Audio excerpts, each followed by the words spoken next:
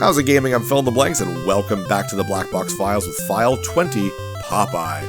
I think everyone knows the story that when Miyamoto was making Donkey Kong, he originally wanted to make a Popeye game. But, unfortunately, the licensing deal with King Features Syndicate, which is the company that owned Popeye at the time, that licensing deal fell through, so Miyamoto was forced to change the characters and scenario of the game he was making to what we know as Donkey Kong, with Mario and Pauline and Donkey Kong himself.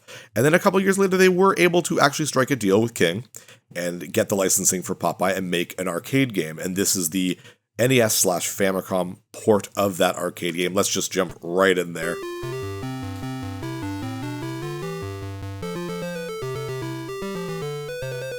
I love the Popeye theme.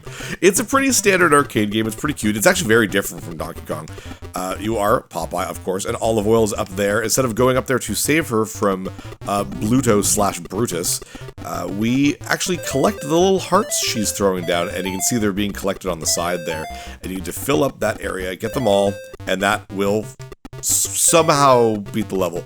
Careful of Brutus. He's technically Brutus in this game. I've always known him as Bluto, not Brutus. He is constantly looking for you, and he can throw bottles at you. And even though Popeye has a punch, you can't actually take out Brutus without getting some spinach. I think you see spinach on the side there, kind of almost like Pac-Man's power pellets. You get that, and then you have the strength to beat Brutus. Let's actually grab... Oh! Damn. See? Brutus is crazy. He jumps down the platforms. That's very, very neat. It's okay that I've died already, right? Let's get this. Let's get our revenge. He runs away from you. That's okay. We're just gonna get him. Haha! Now, unfortunately, while this is happening, the hearts actually don't, fall from Olive Oil. They actually freeze. So that was kind of not great, but that's okay. Another thing we can do is, just like Pac-Man, go left and right here. We can also jump and punch this bag to drop a bucket or something under Brutus's head. But yeah, his name is Brutus in this. I've always known him as Bluto, because in the original comics and cartoons, he was named Bluto. And then, I don't know when it was in the 50s, I think. If I remember correctly, when I was in the 50s. I guess they changed his name because I think Popeye's ownership got changed around, and the people thought that the name Bluto was owned by the original creator. I have no idea, but they changed the name to Brutus. It's technically the same character, but back then, they actually made it into, some sort of canon that Brutus and Bluto were two different characters, and that Brutus was Bluto's brother. I'm like, that's kind of clever. Okay. As far as they don't do that with, Bowser. Bowser is one, and Koopa was another, but... Jeez, don't jump down. It's terrifying when you do that, man. But yeah, this one, just same idea. Just gotta collect notes instead. And you can see Sweet Pea over there on the left. Let's actually... Oh, no! Okay, careful. I don't want Brutus to grab him. Him? Her? I don't know if Sweet Pea is a boy or a girl, actually. I don't know that. We're gonna jump and time it so that Sweet Pea is down there. Come on! Yeah! I get an extra 1,000 points. Come here, you. I'm not gonna reach you. No, that's okay. Ooh, careful. There's also the Sea Hag, which I think is in this level, who is another villain from the original Popeye series way back in the day. Yeah, you'll notice that the graphics of the area are weirdly super blocky, even for the NES. And you'll notice that a lot on the third level, this pirate ship. This looks awful. It looks like an Atari game. And I don't know why that is. So the original arcade version had absolutely incredibly detailed sprites of Brutus, Popeye, and Olive Oil. They were really, really impressive. They looked really, really good. They were almost high definition. If you look at them from far away, it looked hand-drawn. It was very good. But the backgrounds and the areas did look like this. They were super blocky. And I don't know if it was what they just had to do that in order to save up on... Careful. Oh, you punched the vulture. I didn't know that. They were trying to save processing power? I legit don't know. You cannot climb this ladder that you're building, by the way. So be very careful. But yeah, I don't know why. Just the backgrounds look like crap in this game. And I never knew why as a kid. Do not let the letters or hearts or notes or whatever fall into the water and stay in the water. You will die. You'll lose a life. Come here, man. Come down here. You coming down?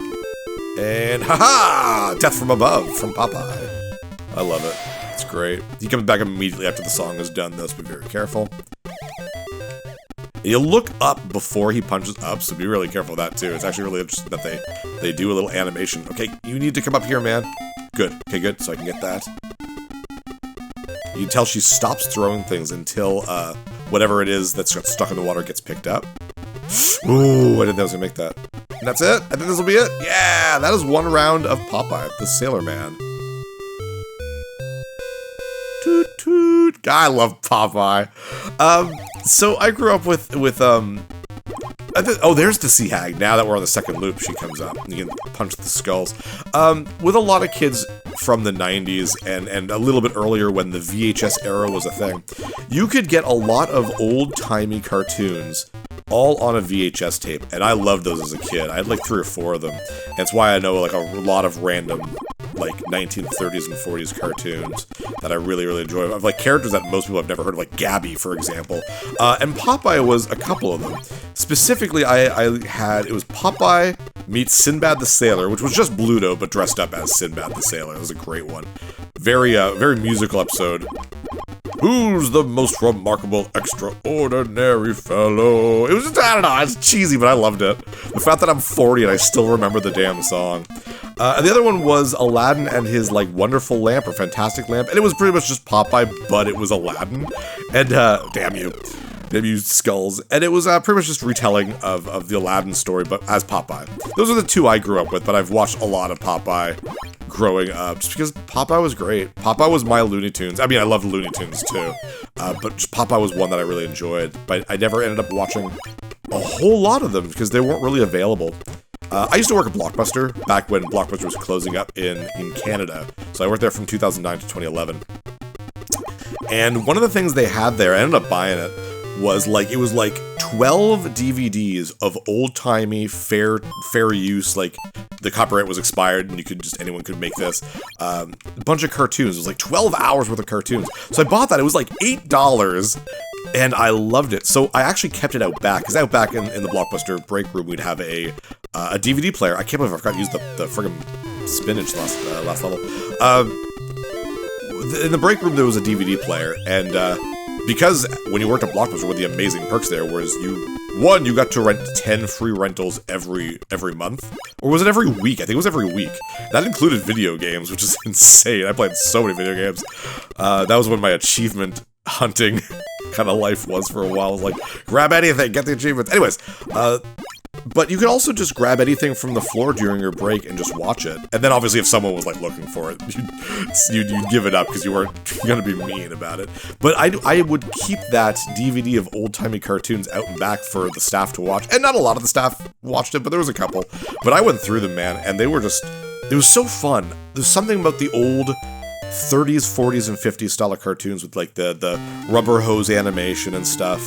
I love it. There's this crazy charm to it. Sometimes they're just nonsensical, sometimes they were surprisingly violent.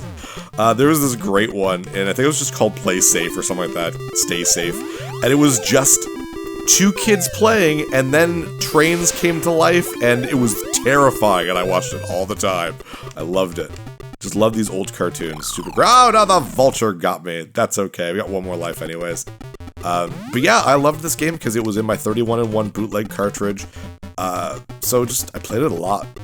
There's one we won't see on the black box files, but it was on that, but it was on that bootleg. Was like Super Arabian. It was very similar to this. It was really cool. But yeah, that was Popeye. A very simple arcade game with a very simple idea. Just get the things, avoid the character, almost like a maze game, but without things set in the maze. But I really enjoy it.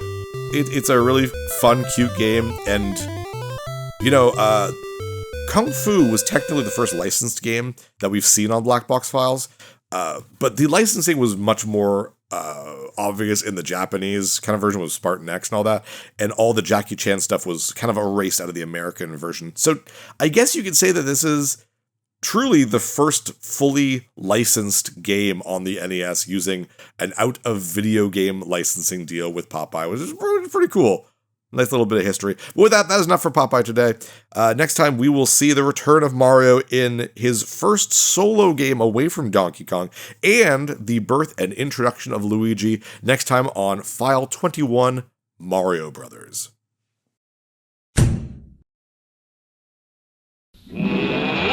most remarkable, extraordinary fellow. Sinbad the sailor.